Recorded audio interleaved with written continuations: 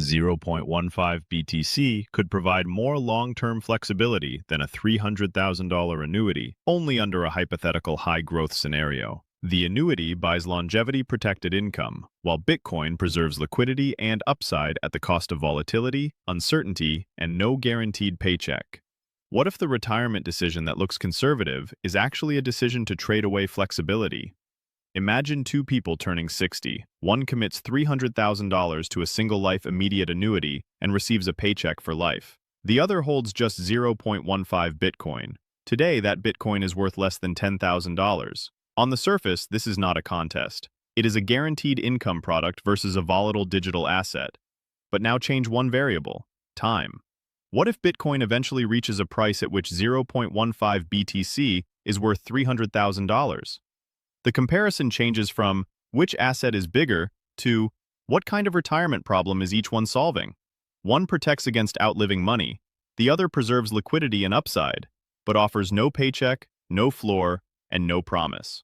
So the title is not a prediction, it is a test. Under what assumptions could 0.15 Bitcoin outperform a $300,000 annuity after 55, and when would the annuity clearly win? The answer begins with a distinction many retirement conversations blur. Capital is not income. The $300,000 annuity. For the main comparison, assume a U.S. single-life immediate fixed annuity, $300,000 paid to an insurer in exchange for income beginning immediately. This is not a joint life contract, not a variable annuity, not an indexed annuity, and not an inflation-linked quote. Actual pricing depends on age, sex, state, insurer, payout option, interest rates, and contract terms. An illustrative June 3, 2026 rate table, based on a $100,000 premium, lists age 60 single-life-only average payments of $578 per month for a male and $559 for a female. At 65, the averages are $633 and $607. Multiplying by 3, $300,000 would imply roughly $20,808 to $20,124 per year at age 60, or about $22,788 to $21,852 at age 65, before taxes and subject to quote conditions. These are not guaranteed quotes for every viewer. They are scaled illustrations from a published rate table. That money is income, not a $300,000 balance. In a life-only structure, the insurer pools longevity risk. If you live a long time, those payments can become extremely valuable. If you die early, the economics may be poor unless a refund feature was purchased. Capital flexibility goes down. Income certainty goes up. The annuity also has an inflation problem. A fixed $1,700 or $1,900 monthly payment may buy much less 20 years from now. The latest available BLS release at this writing reported consumer prices up 3.5% over the 12 months ending June 2026. At 3.5% inflation, purchasing power roughly halves in about 20 years. That does not make a fixed annuity bad. It means the buyer must distinguish nominal certainty from real spending power. Enter 0.15 BTC. Now consider the other side. Coinbase showed Bitcoin at $64,874.81 on August 9, 2026.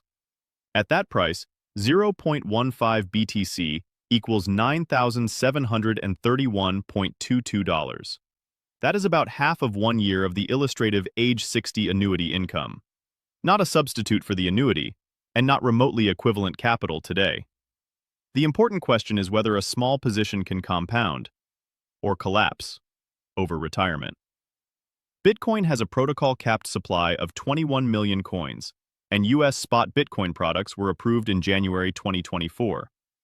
Those facts may support adoption, but neither guarantees appreciation, and Bitcoin's history demands humility. Fidelity Digital Assets describes Bitcoin as highly volatile, while iShares notes that since 2014, Bitcoin has experienced 4 drawdowns greater than 50%, with the 3 largest averaging roughly an 80% decline. A retiree cannot treat that risk like a temporary inconvenience if spending depends on selling the asset. The break-even moment. Here is the cleanest calculation in the entire video. To make 0.15 BTC equal $300,000, divide $300,000 by 0.15. The required Bitcoin price is $2 million per coin. That is a hypothetical threshold, not a forecast. At today's quoted price, Bitcoin would need to rise about 30.83 times for 0.15 BTC to reach that nominal value. If that happened, the holder would have a liquid asset worth $300,000 before taxes and selling costs. But the annuity owner would not merely have an asset valued at $300,000. They would have been receiving income during the intervening years, with a contractual possibility of payments continuing for life. This is why the headline can mislead. A $300,000 annuity and 0.15 BTC are not two containers holding the same thing. The annuity converts capital into a stream. Bitcoin remains capital whose market value changes. If Bitcoin reaches $2 million, the owner still has to decide how much to sell, when to sell it, and how to avoid turning a paper gain into an unstable paycheck. Suppose, purely hypothetically, 0.15 BTC is worth $300,000. A 3% annual draw would be $9,000, 4% would be $12,000, 6% would be $18,000. Those withdrawals are not guaranteed, and at 4%, they are still below the roughly $20,000 to $23,000 illustrative annuity income. Bitcoin wins only under additional conditions: continued growth, disciplined sales, enough other income, manageable taxes, and a spending plan that can survive bad years. The retirement problem nobody talks about. That bad year problem is sequence of returns risk. Two investors can receive exactly the same average returns over retirement, yet the investor who suffers the crash in the first few years can run out of money sooner because withdrawals force sales at depressed prices. Imagine a $300,000 portfolio and a $12,000 annual withdrawal. Investor A loses 40% first, falling to $180,000, then withdraws $12,000. Investor B suffers the same loss later, after strong returns and funded withdrawals. The order changes the base on which future returns compound. Research on sequence risk shows that return order becomes especially important when regular withdrawals are introduced. Even identical compounded returns can produce wildly different decumulation outcomes. Bitcoin creates an unusually sharp version of this problem. A 60% drawdown can arrive alongside fear, tax pressure, and a retiree's need for cash. Selling 0.15 BTC after such a fall may permanently reduce the coins participating in a later recovery. But refusing to sell is not a strategy if the money is needed. The new drawdown rule. So here is a proposed Bitcoin-aware framework, not an official rule, not a guarantee, and not a substitute for a personal plan. Rule 1. Never treat Bitcoin like a guaranteed income asset. Your baseline expenses should be covered by Social Security, pensions, cash reserves, bonds, or another dependable source before Bitcoin is asked to pay the bills. Rule 2. Build a liquidity buffer. If possible, hold enough low-volatility reserves for near-term spending, so a Bitcoin crash does not dictate the sale date. This is the same logic behind keeping a runway. Volatility becomes less dangerous when the next withdrawal is not dependent on today's price. Rule 3. Sell strength, not panic. After a major rally, a retiree might harvest a predetermined portion and refill cash reserves or rebalance. The goal is not to call the top. It is to prevent one successful asset from quietly becoming the entire retirement plan. Rule 4. Reduce or pause discretionary withdrawals after severe drawdowns when circumstances allow. A flexible spending rule can protect the asset base, but it requires the household to accept that spending may vary. Rule 5. Cap the allocation. If Bitcoin doubles, rebalance rather than allowing enthusiasm to become a survival risk. If it falls, do not automatically double down. Rule 6. Recalculate annually using age, spending, inflation, portfolio value, taxes, and life expectancy.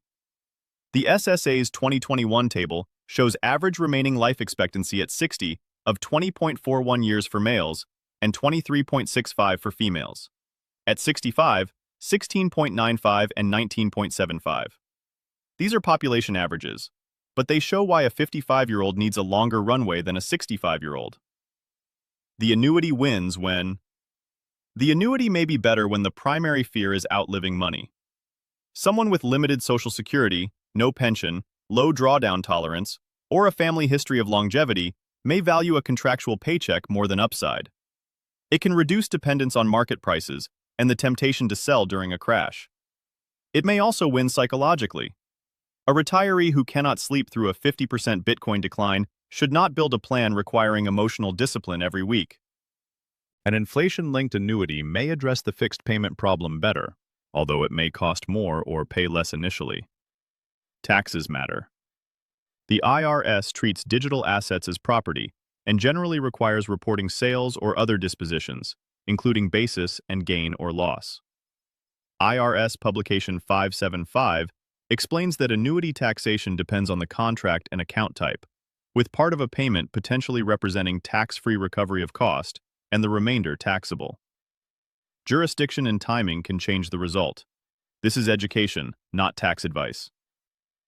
The Bitcoin wins when Bitcoin may have an advantage when the retiree already has a secure income floor, has a long time horizon, wants liquidity, and can tolerate substantial volatility without selling at the worst moment. It may also fit someone who prioritizes an asset that can remain in the estate rather than a life-only payment that may end at death. But these are scenario advantages, not promises. Bitcoin has no automatic longevity protection or contractual monthly check. It carries custody, security, regulatory, tax, behavioral, and permanent loss risks. Instant liquidity is useful, but it can also make panic easier. The bigger retirement shift. The old model is simple: save, retire, buy income, spend. The emerging model is more layered. Preserve an income floor, keep liquidity, diversify growth assets, withdraw dynamically, and rebalance. That does not mean every retiree should own Bitcoin. Retirement may no longer be a single liquidation event. A household could use an annuity for essentials, cash for near-term needs, and a measured Bitcoin allocation for optionality, or use stocks and bonds instead. The key shift is separating jobs. An annuity solves longevity income. Bitcoin is a speculative, liquid growth asset. Asking either to do the other's job creates avoidable risk. Final payoff. Return to the title. Why might 0.15 Bitcoin beat a $300,000 annuity after 55? Only in a specific sense. If Bitcoin reaches $2 million, 0.15 Bitcoin would equal $300,000 nominally. If the holder then manages withdrawals carefully, has other income, survives volatility, and values liquidity and inheritance, the small position could create more flexibility than locking capital into a life income contract. But that is not the same as beating the annuity's income stream. The annuity may continue paying while the Bitcoin owner is deciding whether to sell. The Bitcoin position may become vastly more valuable, or fall dramatically. One solves longevity risk, the other preserves optionality. So the real comparison is not Bitcoin versus annuity. It is guaranteed income versus financial flexibility, certainty versus upside, immediate spending power versus potential future value, income for life versus an asset for heirs. The new drawdown rule is simple: insure essentials, buffer withdrawals, sell strength deliberately, and never confuse a volatile asset's price with a paycheck. Retirement changes when you stop asking one asset to solve every problem and assign each dollar a job.